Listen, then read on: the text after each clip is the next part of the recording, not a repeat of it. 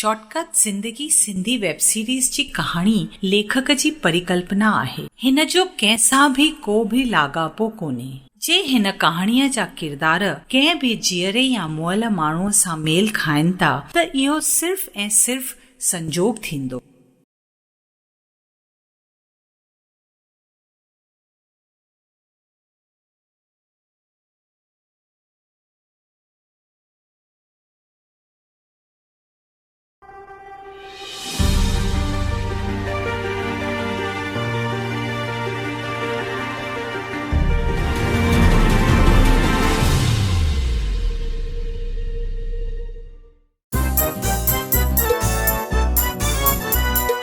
हे हाँ हाँ शॉर्टकट जिंदगी माण्हू ही तेजियनि था हू मस्तीअ जे पुठियां दीवाना थी फिरनि था हवा में उॾामी धरतीअ ते किरनि था।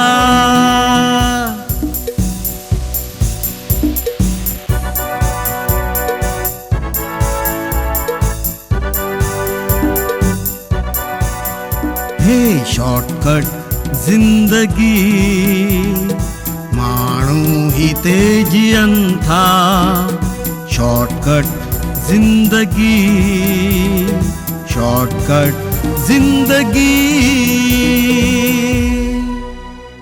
तव्हां पहिरियनि 3 एपिसोड्स में ॾिठो त सेठ नंदलाल जे चवण ते सेठ हीरानंद अमित खे होटल मां वठी वञे थो ऐं कार में सेठ हीरानंद अमित खे संदसि जे पीउ खे धंधे में मदद करण लाइ चवेसि थो, पर अमित उन जी ॻाल्हि कोन थो मञे। कार रोड ते पंहिंजी तेज़ रफ़्तार सां हले थी। सेठ हीरानंद कार में पुरानियूं ॻाल्हियूं यादि करे थो।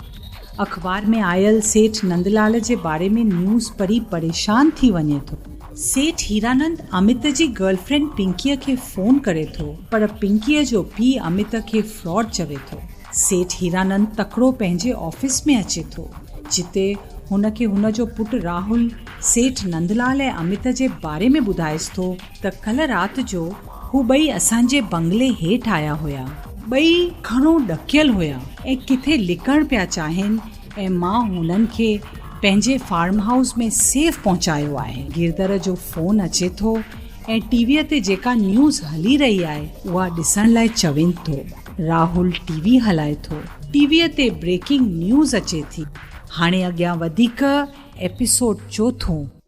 राहुल टीवी तो चालू कर जी।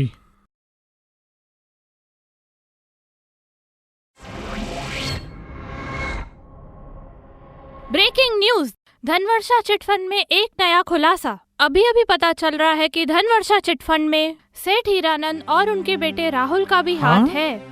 वे दोनों हीरानंद एंड सन्स के मालिक बताए जा रहे हैं। सूत्रों से पता चला है कि इन दोनों ने मिलकर जनता को लूटा है। अभी पुलिस की कार्यवाही जारी है।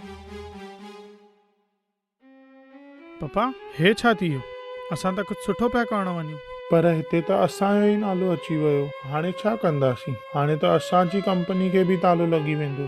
असां बि बर्बाद थी वेंदासीं ऐं फ्रॉड बि। पुट तूं चिंता न कर, नालो अचे त भली अची वञे। सच त आख़िर सच आहे। असांखे हिमत न हारणी आहे। असांखे जेको करणो हूंदो कंदासीं। पुट हाणे अहसान चुकाइण जो वक़्तु अची वियो आहे। मूंखे त लॻे थो हिन जे पुठियां कंहिंजी न कंहिंजी साज़िश आहे। पुट हाणे जल्दी कर त हलूं। जी पापा हलो।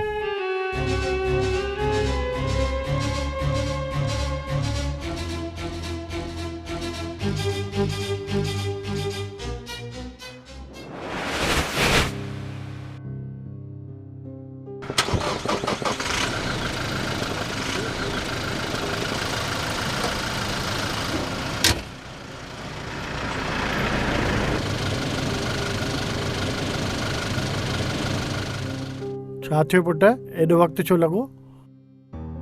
पापा बस मैकेनिक आयो हो, ठाहे वियो गाॾी। छा थियो राहुल, कुझु लिकाए थो छा? न पापा, वो ढाबे ते हिकिड़ो ग़रीब गॾियो, उहो पेर पकड़े रोअण लॻो। चईं कि भई मां जेके पंहिंजी धीअ जी शादीअ लाइ पैसा जमा कया हुया, लालच में अची करे मां तव्हांजी कंपनी धनवर्षा चिट फंड में लॻाए छॾी। महिरबानी करे मूंखे मुंहिंजा पैसा वापसि कयो। छा थियो पप्पा, छा था सोचो? न कुझु न। पप्पा हो ऑफिस में तव्हां कंहिं एहसान जी ॻाल्हि पिया कयो? एहसान? हा पुट, घणेई एहसान आहिनि सेठ नंदलाल जा असांजे मथां। पप्पा मां कुझु सम्झो न। हा पुट, जॾहिं तूं पंहिंजे माउ जे पेट में हुए तॾहिं असां जाम ग़रीब हुयासीं। मां रोज़ु कमाईंदो हुउमि ऐं सभु रोटी खाईंदा हुआसीं। कॾहिं कॾहिं त असांखे हिकु वेले जी रोटी बि नसीब न थींदी हुई। तुंहिंजे माउ जी कमज़ोरीअ जे करे डॉक्टरनि चयो त तुंहिंजी डिलीवरी हिन सरकारी हॉस्पिटल में कोन थी सघंदी, छो त उते एतिरी फैसिलिटी न हुयूं ऐं मां थकिजी पियो हुउमि। मूं वटि एतिरा पैसा न हुया जो तुंहिंजे माउ खे मां प्राइवेट हॉस्पिटल में वठी वञा डिलीवरी कराइण लाइ। जॾहिं उते मूंखे सेठ नंदलाल गॾियो ऐं हुन मूंखां सॼो हाल चाल वरितो। पोइ हुन तुंहिंजे माउ खे हुन वॾी हॉस्पिटल में एडमिट करायो ऐं उते तुंहिंजो जनमु थियो। बदकिस्मतीअ सां कमज़ोरीअ जे करे तुंहिंजी मां बची न सघी। हुन खां पोइ सेठ नंदलाल मूंखे पंहिंजे कंपनीअ में कमु ॾिनो ऐं हुन खां पोइ सेठ नंदलाल तोखे पंहिंजे पुटनि वांगुरु पालियो आहे। ऐं अॼु जेका बि सिर्फ़ु असांजी सुञाणप आहे सिर्फ़ु ऐं सिर्फ़ु सेठ नंदलाल जे करे आहे। आई एम सॉरी पापा। अॼु जे हुन जे लाइ असांजी सुञाणप हली बि वई त कोई ग़म न आहे। पुट इहो कॾहिं बि न विसारजांइ त इहा ज़िंदगी उन्हनि जी ॾिनल आहे। जी पप्पा ठीकु आहे, पर हाणे तव्हां वटि कोई प्लान आहे त कीअं कजे, छा कजे? हा, मां कुझु सोचियो आहे, उन जी तयारी करणी पवंदी। पप्पा मां कुझु सम्झुसि न। हा, मां तोखे पोइ ॿुधाईंदुसि। पहिरीं मां गिरधर ऐं वकील खे फ़ोन कयां।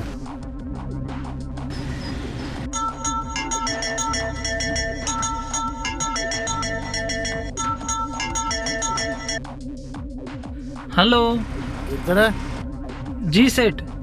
अॼु शाम जो प्रेस कॉन्फ्रेंस जो बंदोबस्तु कर। जी सेठ। एडवोकेट खे तो फ़ोन कयां।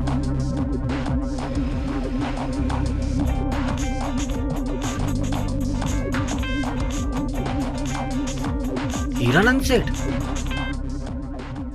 जी हीरानंद सेठ। वकील साहब, नंदलाल सेठ ऐं हुनजे पुट अमित जा ज़मानती पेपर तैयार करे रखो। जी हीरानंद सेठ। बड़ी खबर, अभी अभी मिली जानकारी के अनुसार मीडिया को ये पता चला है कि चिटफंड घोटाले में शामिल सेठ हीरानंद और उनके बेटे राहुल के घर जब पुलिस पहुंची तो वे दोनों पहले से ही फरार थे। वे दोनों इस वक्त कहां हैं, इसकी जांच चल रही है। पुलिस उन्हें ढूंढ रही है। अब वक्त हो चला है एक छोटे से ब्रेक का। Dad, I am sorry dad, मूंखां जाम वॾी ग़लती थी वई आहे। डैड, हाणे सेठ हीरानंद ईंदा तॾहिं ई असांजो कुझु थींदो। हा पुट, मुंहिंजो हीरानंद में पूरो पूरो विश्वास आहे ऐं मूंखे पक्का त हो ई अची करे असांखे हिन संकट मां ॿाहिरि कढंदो। पर चङी देरि थी वई आहे, अञा ताईं कोन आयो आहे। डैड, ईंदा ई हूंदा सेठ, ईंदा ई हूंदा।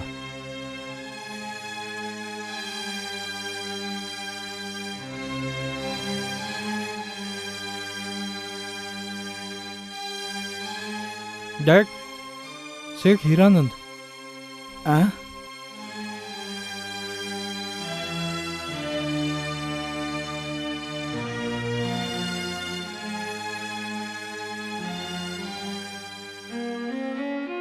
हीरानंद, तूं मूंखे अकेलो छॾे छो हलियो वएं?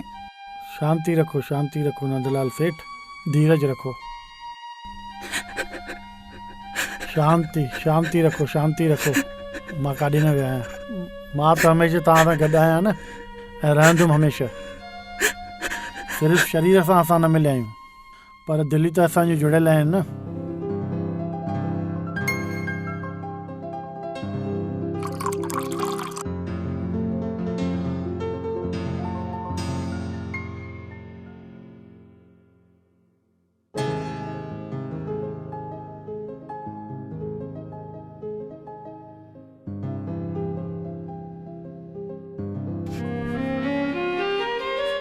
हीरा, हाणे छा थींदो?